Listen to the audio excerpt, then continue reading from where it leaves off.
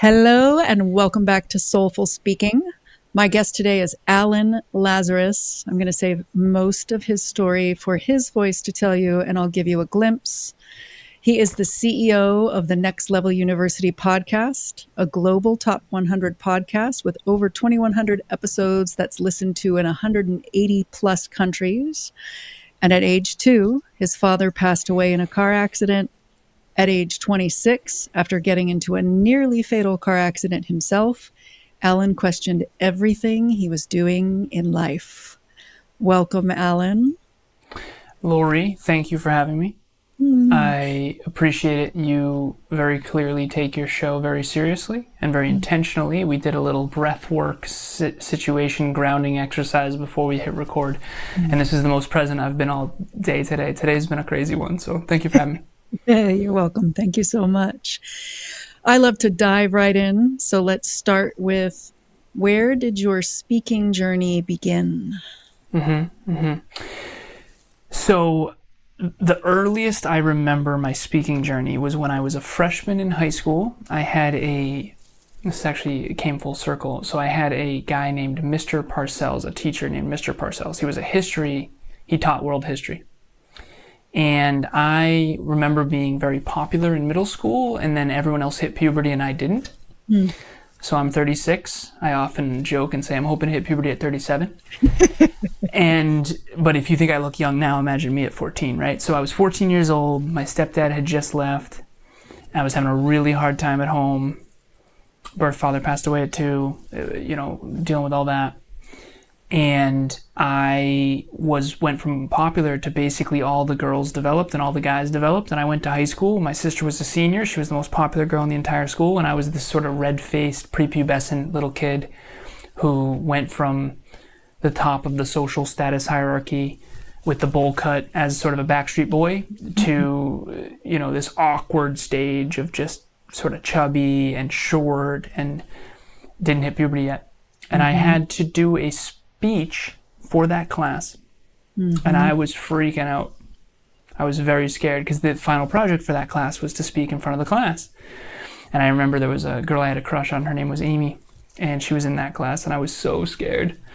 So scared, in fact, that I actually went to a hypnotist to help me work on my anxiety with public speaking. How were you experiencing the anxiety? What sort of physical symptoms do you remember having? Red-faced.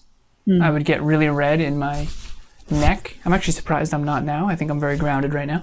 But I would get really red-faced. And I'm a very pale man, and I would get really red when I get nervous. And I still do. I still get blotchy and red sometimes when I'm sharing certain things. Yeah. But I went to a hypnotist, and I was really good at snowboarding. And the hypnotist, now I understand all this. I didn't back then. Hypnotherapy wasn't something I had studied. I was just a kid.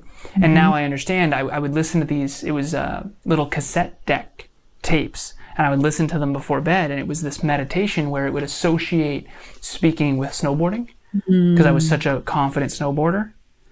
And it would be these tapes saying, Alan, you're flying through the air, and everyone's watching, and you're this confident, and it would just be these affirming sort of, and now here I am at 36 years old, and I'm a professional speaker now. So it's interesting how one of my biggest fears back then has become literally, I told you I have something called the 25 impact points of effective communication, and I've become 11,109. It's written right over here. I track it every day. Coaching sessions, trainings, and podcasts. And so I love that. I haven't told that story in a long time. Thank you for asking and pulling that out of me. Thank you for sharing. I love your hypnotist. I love your raw authenticity and sharing, because I feel like a lot of people in the public speaking world, I don't know if it's the pro public speaking world, but a lot of the focus in the world is on calming down. And I'm like, it's not supposed to feel like you're on your couch watching Netflix. It's supposed to feel a little bit more like a roller coaster ride or skiing or snowboarding. something that does have a thrill and an aliveness. And it feels like that hypnotist really normalized what you were feeling and then kind of refocused it. And now look at where you are now. Well, so there's a peak performance curve. Too much, too little. There's something called an optimal stopping problem, and that's what you're referring to. And if we all remember back to math class, I was a big math and science guy, and there's an upside down horseshoe, and the peak, the optimal performance is when you're in the sweet spot, the challenge skills sweet spot. Yeah. So you're not supposed to be chilling on the couch, but you're also not supposed to be full-on panic attack either. And you're supposed to be in that sweet spot. And so now I try really hard to... And a lot of people consider me very intense, especially when I've got caffeine in me. I am. I play life very seriously. I do. I'm very intense. But too intense and you're maybe panic attack, holding on too tightly to the outcome. Yeah. But too relaxed, then, hey, you got to put on a show. What are we doing here? And you and I have talked off air about that. So Yeah. So we know where you are now. You love it. You do it all the time. We know where you were then. And I know in the middle you mentioned something about at one point being too scared to be extremely unique, which may have been both on stage and off. Can you tell us about some of that too scared to be extremely unique period? Yeah, so this is vulnerability time. Some people, I think vulnerability is different for everybody depending on what you're afraid of. So everyone else would say, I'm afraid of failure, I'm afraid of failure, I'm afraid of failure. And we eventually figured out that I'm not. What I'm afraid of is actually being too much or too intense or checking too many boxes or being too intelligent or too much. And Kev says, my business partner, he says, you check too many boxes. We actually have something called the intimidation score where we did research on the top 30 ways that makes you intimidating. And I told Kev, I said, this might as well be a leadership qualities checklist. Like, I've been working on dialing these up, not down. Direct in your communication, high standards for self, tall, having a powerful presence. There's a bunch, and tall isn't on there, but I basically told him, he and my beautiful girlfriend Amelia, I sent it to them, 30 character traits, and I had them rate me from 0 to 10 on each, and I got a 9.5. I averaged it all together, I got a 9.5. And I said, and being 6'2" and bigger isn't even on the list. Yeah. Because what was happening is I was this prepubescent little kid who was not triggering. I was not intimidating. I couldn't get a girl to look at me, never mind want to be with me. And I didn't trigger any guys because I was this tiny little guy. And now I've become this like really apparently intimidating thing. So to answer your original question, vulnerability time. I look back, I'm 36, I have rewatched the movie of my life over and over and over again. I have a therapist named Carol, and obviously through thousands of podcast episodes, we do a lot of self-reflection, self-awareness, and I was a weirdo. I was a weirdo, and I didn't know I was a weirdo. So everything from straight A's through all of high school without really trying that hard in hindsight. I tried harder than the average bear, but school always came really easy to me. And one good example of this is I was at the kitchen table with my buddy Kiki at the time. His name's Keith Corton. He was my best friend growing up, and I was Alan Lazaros, and we were going to start a company called Lazcore, Lazkoer. So my last name and his last name, and we're going to go to the same school. It's kind of like a mini MIT in Massachusetts. It's called WPI, Worcester Polytechnic Institute, and I was talking about goals and dreams since I was a little kid. And this is the part that's really vulnerable. I genuinely thought everyone meant it the same way I meant it. And again, I had a bunch of the child, Abercrombie model and pro snowboard, all that stuff. But I also had two really sincere career paths that I was intending on. And I don't say intending on lightly. Yeah. I vividly remember I'm going to be lawyer, politician, president, or I'm going to be engineer, MBA, CEO, like my hero at the time, Steve Jobs. So me and Kiki built our first computer when we were 12. We used to argue who was smarter, Bill Gates or Steve Jobs, Apple versus Microsoft. Like, you don't realize how weird you are until you look back and see how weird some of that stuff is. And now I coach 23 individuals from all over the world, all different cultures, all different backgrounds. One is 4 times a week, 2 or 3 times a week. One is twice a week, and then bi-weekly, monthly, and weekly. And I've coached hundreds of people at this stage. Men, women, all different cultures, all different countries, the whole nine. And now I go, oh. So I have something called the Next Level Wealth Builder. It's just an exercise where you go back, okay, when's the first job you had? How much did you make? How long did you work there? And it has gross income. It's got your total assets and total debts. And it's just a way for you to re-watch the movie of your career so that we can start making better choices now. Yeah. Yeah, I want to go back to, because I'm noticing like you were so small that you were weird and everybody overlooked you. And then at some point you grew up to 6'2". And all the to this, to that, to this, to that, and you almost accidentally said too tall. And I feel like that must have been one hell of a transition when it happened. To be weird but invisible is super frustrating, and there can be a safety in the invisibility. And then when all of a sudden you're weird and you're 6'2", for you to have chosen to own that you were 6'2" and stand tall must have really been something. Can you tell me how you found your way to that? Okay, so from junior year to senior year, I grew like a foot. I think between sophomore and senior year, I would say I grew a foot. But I was tall and lanky, so I still wasn't super intimidating. When this really changed for me, I got in a car accident when I was 26 years old, head-on collision, my fault. My birth father died in a car when he was 28 in 1991 when I was 2. Died suddenly in a car. This was not a fender bender. This was head-on collision. Fortunately, no one was killed. No one was permanently injured, but it would have been my fault if people had died, including myself. And it was bad. That was the moment when I decided to own all of who I am. And I went to the gym after that. And I'm talking, I dialed fitness up to 11. And I have these bodybuilding trophies behind me. I mean, I did the whole 9. Fitness model, I did 43 photo shoots / video shoots. I did fitness coaching and fitness modeling and fitness competitions. And I was 6'2", and I gained 60 pounds in 6 months. Not all muscle, there was a lot of fat, but my transformation was very drastic. From 2015 to 2019, I put on an insane amount of muscle mass. Can I ask, what about the car accident? Like, what was it that it woke up in you? The fact that I was not reaching my full potential. I wasn't owning who I really am.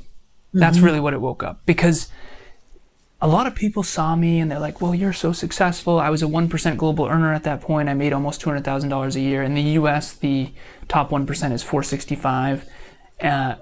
Globally, though, it's much lower than that. So I was a top 1% global earner in my early 20s. I had $150,000 in a Vanguard account. And I paid off $84,000 worth of college debt in a single year in 2014. And again, I didn't know any of this was weird. I had no idea this was weird. I was just being weird. I was just being me. And I drank a lot too. And that, for me, I'm an extremely intense, future-oriented, goal-oriented person. So in March 1st of 2024, I researched. We do a monthly meetup. We've done them every month for 44 months. And in January of 2024, I researched only 3% of people have clear written goals. When I found that out, I was like, are you kidding me? I have never not had clear, written, measurable goals, ever. When I went into high school, I said, I'm going to get the President's Award. I'm going to get straight A's. I need a 95 or above GPA every report card for 16 report cards straight. I'm going to go to WPI. I'm going to get my MBA. But you saw my trajectory. I've never not been super future-oriented. And I've never not been achievement-oriented. I used to play Halo 2. It's a really famous online game way back in the day. And I used to be on Bungie.net at night trying to get to top in the world. I was 20th in the world at one point. And then I joke, I said, I got a girlfriend, I went to college. But my point is that I, as a super achiever who didn't know he was a super achiever, I grew up around a lot of alcohol. And I think what alcohol did for me and I've now since researched this, there's something called the dorsolateral prefrontal cortex, which is essentially, it's the part of the brain that's associated with willpower and your ability to project into the future. And then, so everything is reverse engineered. So my number one skill in life is reverse engineering goals and dreams. That's what I do for everybody now. We have metrics and habits and skills and all that stuff. But I've been doing this since I was a kid. And what you come to realize is alcohol essentially shuts off the prefrontal cortex executive function parts of the brain, which makes me more normal, which makes me fit in more. And so I think I diluted myself with alcohol to try to fit in. And once 26 hit, I realized I was squandering my true potential.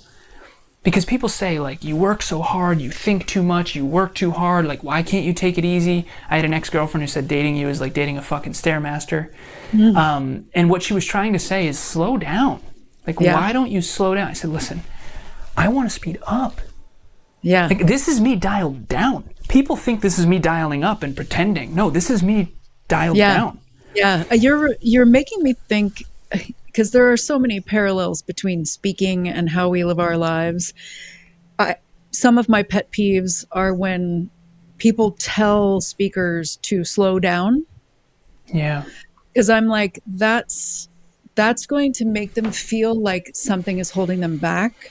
So it's different to have a conversation with your audience that includes pauses. It's also different. Like, I think about, you came in, what you said your day was like. We didn't go, well, your day is wrong. I'm weird. So grateful you didn't. We just Most people do. A moment of rest. And then we're going to get right back into you being you. So that happens in life. And then it also happens on a stage. Well, Lauri, you have a core belief that you want to help me be me. I can tell. But that's not other people. Other people say, okay, so I'll give you an example. And I don't like to say this because then people think they can just tell me how to live. So I know you're not going to do that. And if you do, I'm actually have the courage to say, honestly, just cut the shit, right? But I said one time on a podcast, her name was Deborah. And I said, Deborah, the truth is I haven't taken a full day off in 10 years. And all she heard was, oh my God, that's so bad for you. And I said, Deborah, with all due respect, that's bad for you. Sometimes it's only an hour a day. Sometimes it's 18 hours a day. Usually it's somewhere between 10 and 12. This is the life that I want to live. I agree with you thoroughly. I am not supposed to be less. I am intense. I am dialed in. I am focused. We got a comment on YouTube recently that said, how much Adderall is that dude on? The reason why is because this is the metaphor that I use. There's a species called canine, also known as dog, and there are 500 recognized breeds of dog. There's a book called Sapiens that talks about Homo sapiens, and there's 500 breeds. Again, there isn't, but it's the same concept. We're not all supposed to be the same. We're not all going to beat LeBron James at basketball. We're not all going to scream into the mic like Eric Thomas.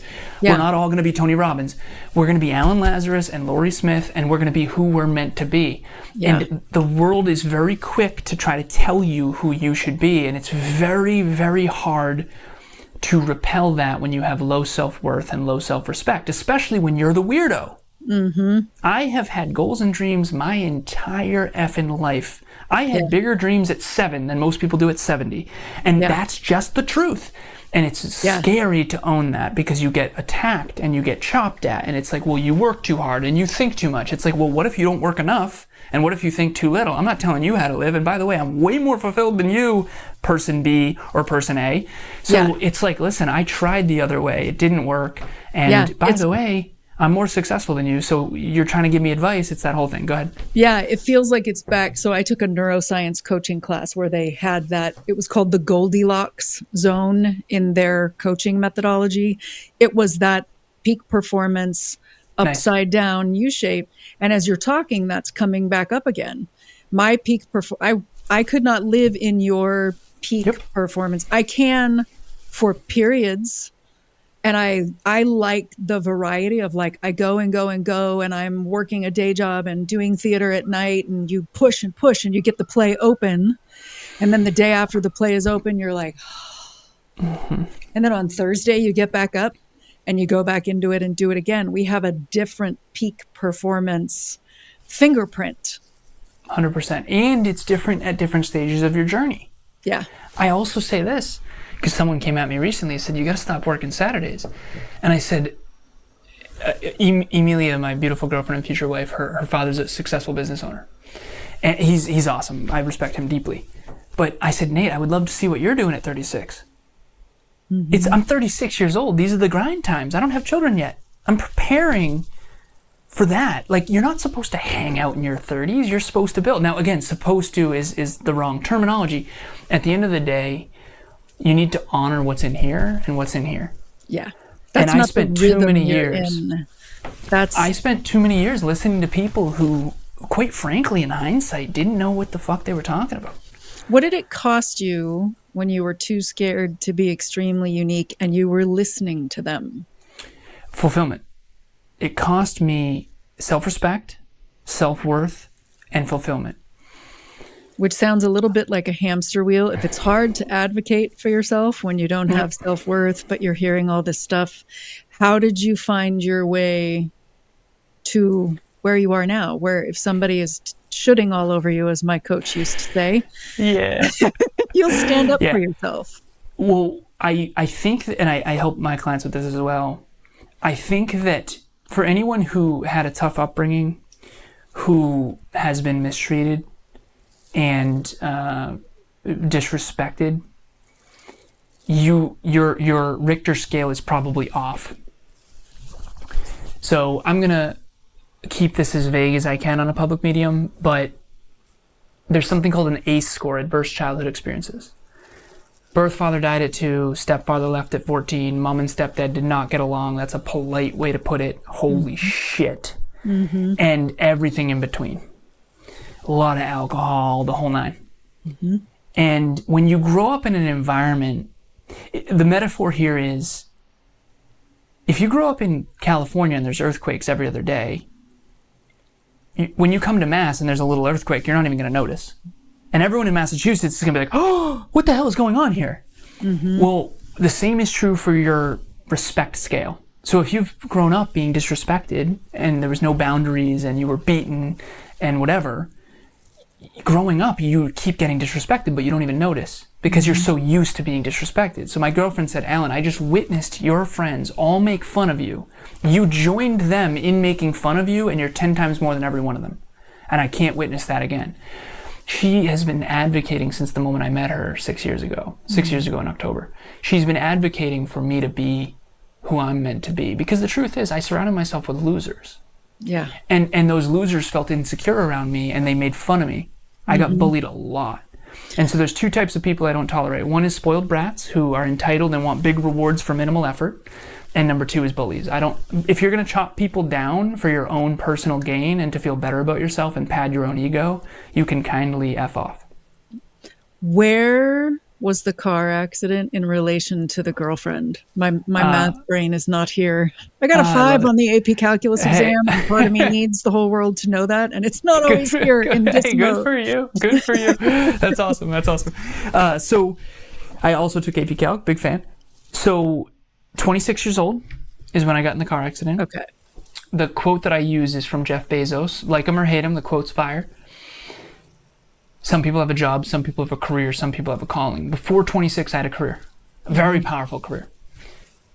After that, I had my calling. My calling is helping, it's written over here, to reach my own unique potential and help others do the same. Everything else is secondary. I do that through coaching, training, and podcasting. Now, I met her at 29, almost 30. So it was October before my 30th birthday. Yeah.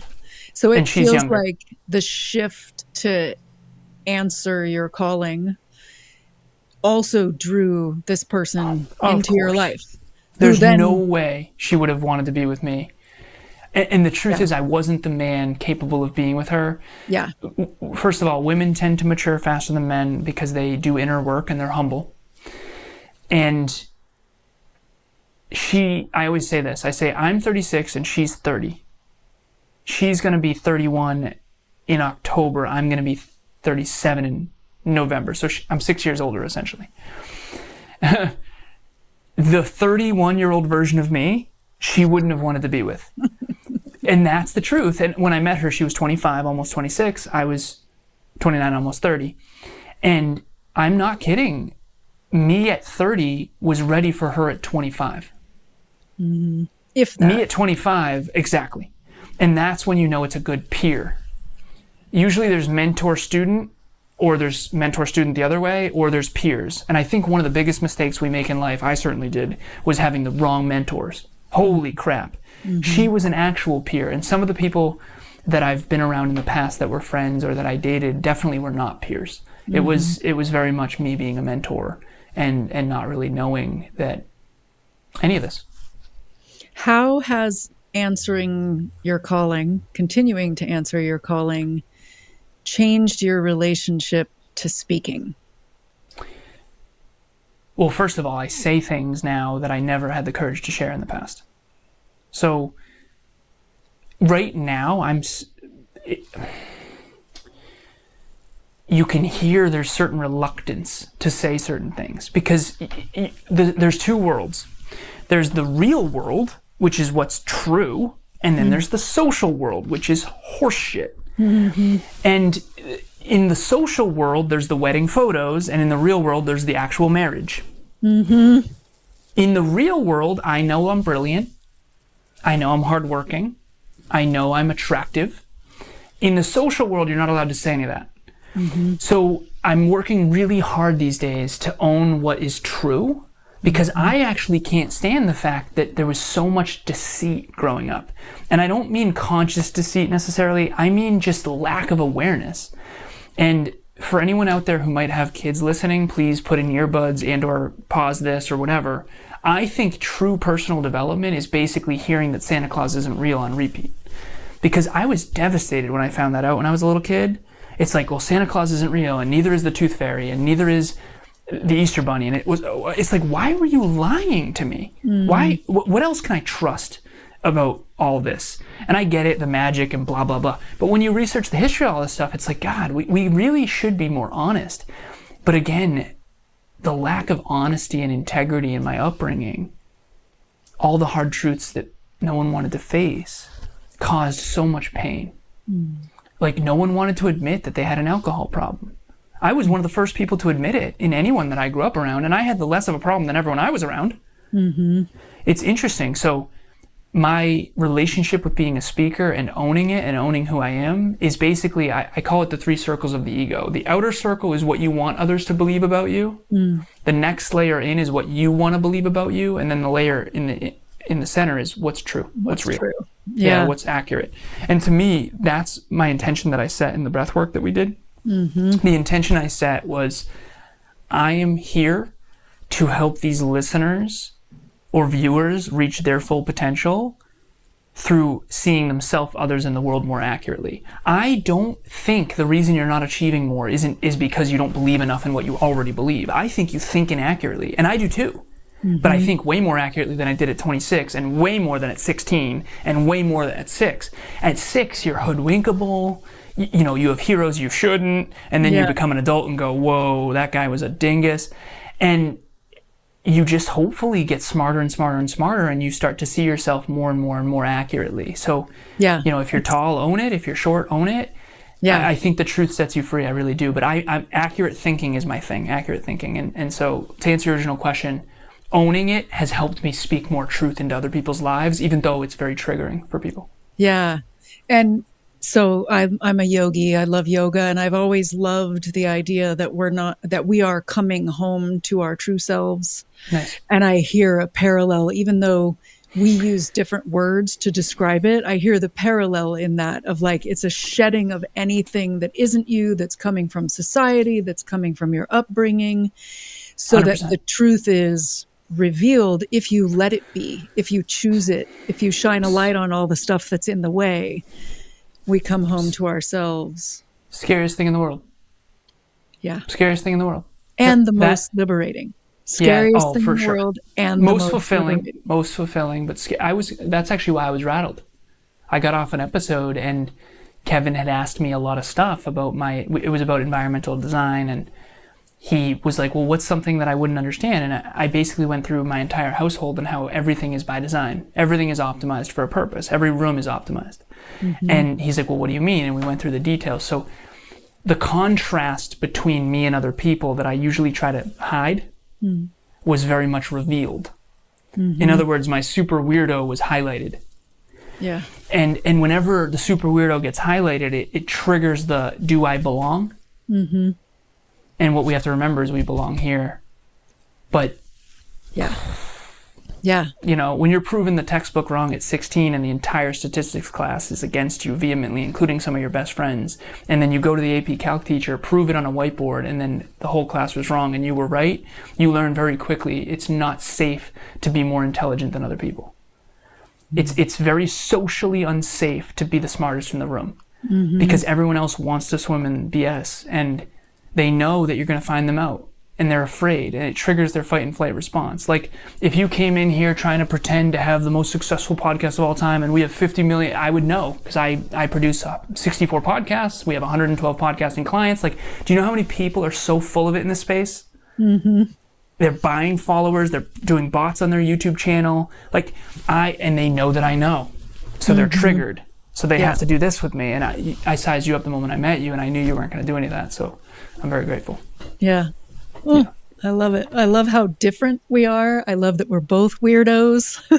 You know, there are amazing differences and amazing similarities to us that I hope people are like, in some ways they could not be more different, and in other ways they're incredibly aligned, and there's something very powerful about that. And I'm incredibly glad that you did come into my world and that you're here.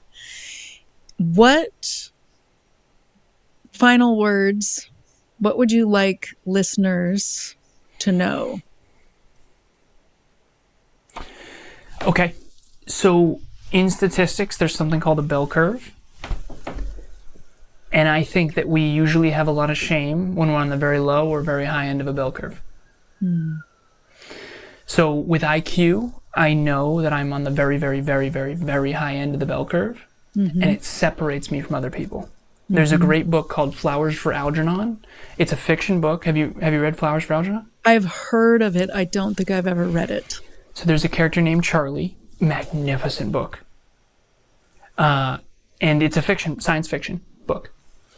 And he goes from a 65 IQ to a 185 IQ and then all the way back. And that is a spoiler alert, by the way, for anyone who hasn't read the book. Because the going back part you don't know is going to happen.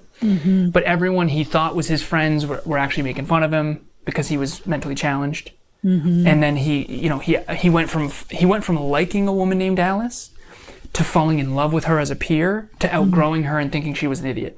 And that is so the growth journey in a nutshell. And we all go back too eventually. I watched my grandmother at 94 years old lose her mind. She thought that I was my mom's husband. She's like, oh, you picked a good one. And it's right, funny but also sad. Yeah. And the truth of the matter is the growth journey, as you become more and more and more and more, the thing I would leave everyone with is, if you're on the very low end of any statistical bell curve or the very, very high end, there's usually shame. And wherever there's shame, you're avoiding truth. And there's some level of compassion and acceptance that needs to be there. And so for me, getting a therapist helped me own all of who I am, and I'm still on that journey, of course, obviously. Yeah. And I liken it to The Lion King, which is, birth father dies, Scar, stepdad, you go back to Pride Rock and realize everything is a lie. And you have to kind of own your truth and face all of what is true. So I'll leave everyone with this. There's a lot of truths that I've even shared here on a public medium. I couldn't even talk about my dad until I was 26 years old. No one talked about his death. I didn't. And now I've had to face 100 more truths that were very painful emotionally. But every time I faced them and accepted them through breath work, meditation, therapy, it's made me own more of who I really am. Because ultimately, a lot of that stuff was covered up. You know, I'll give you one example. I had an uncle pass away, and the guy at the altar said, I think we all know Uncle Joe lived a magnificent life. And it took everything in me not to stand up and go, are you fucking kidding me?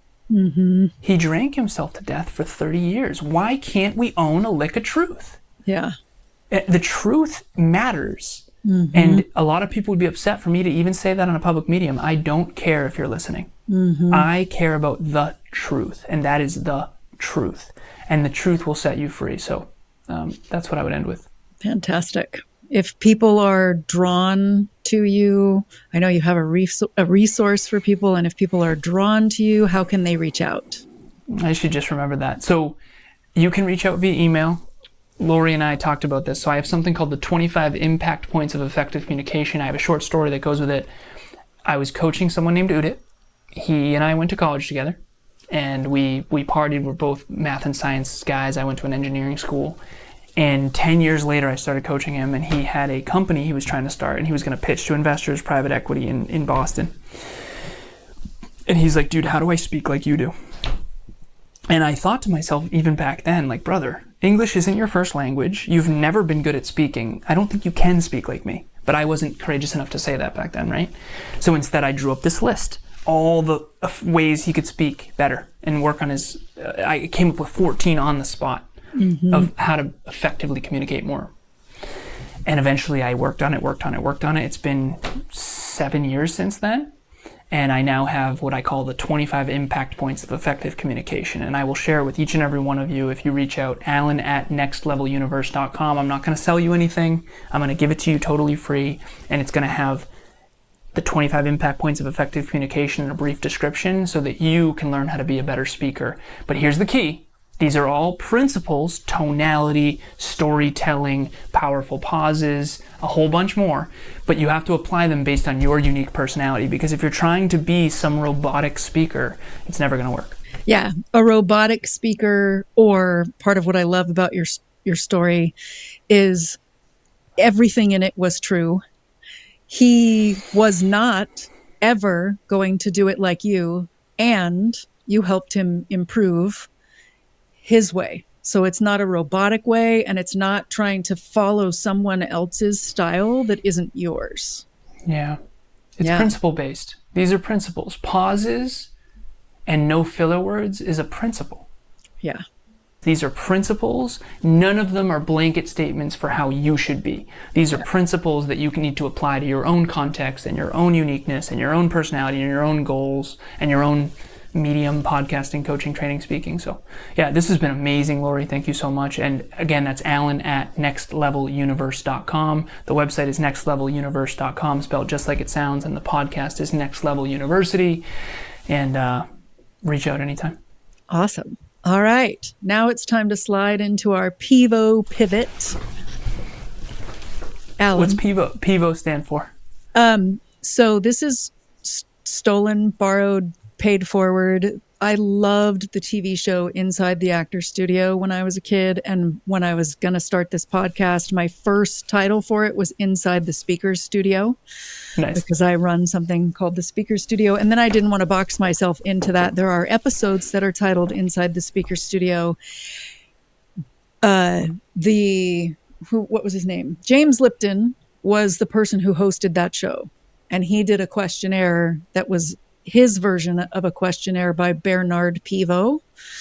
So for the first, 10 episodes of the podcast, I said that. And then eventually it would be like half the time someone was in tears. And I would say, and it's time for our Pivot pivot, because it felt like, yeah, okay. And I love it. So we're doing the Pivot pivot. Thank you for the story behind it. I appreciate it. You're welcome. So this is like rapid fire? You're going to give me the rules and all that? Yeah. Yeah.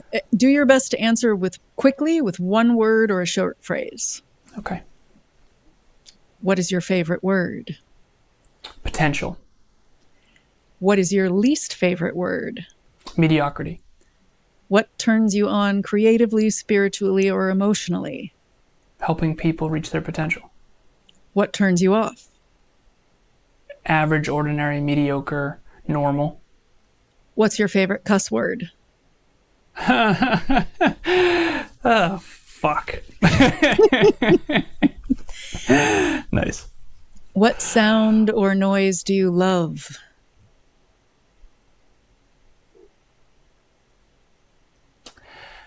Running water. Birds near water.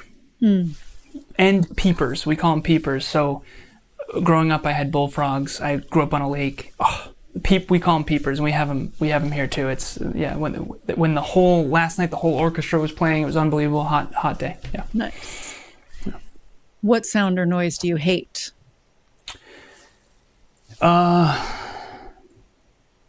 Someone who is belligerently drunk. What profession other than yours would be fun to try? Acting. What profession would you not like to try?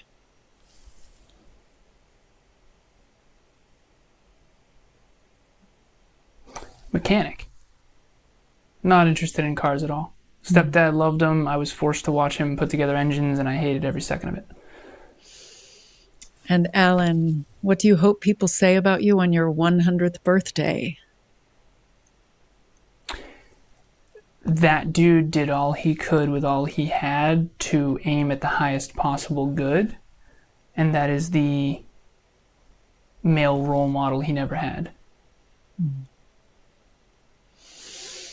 Thank you so much for your honesty, your vulnerability, your openness, and for sharing the truth and your truth today. Thank you. Thank you, Lauri. This was amazing. Thank you so much. If you ever want to do a round two, just let me know.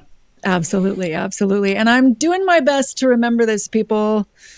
If you love this episode, please do all the things. Share it, rate it, come back for more. Soulful Speaking. I'll see you next time.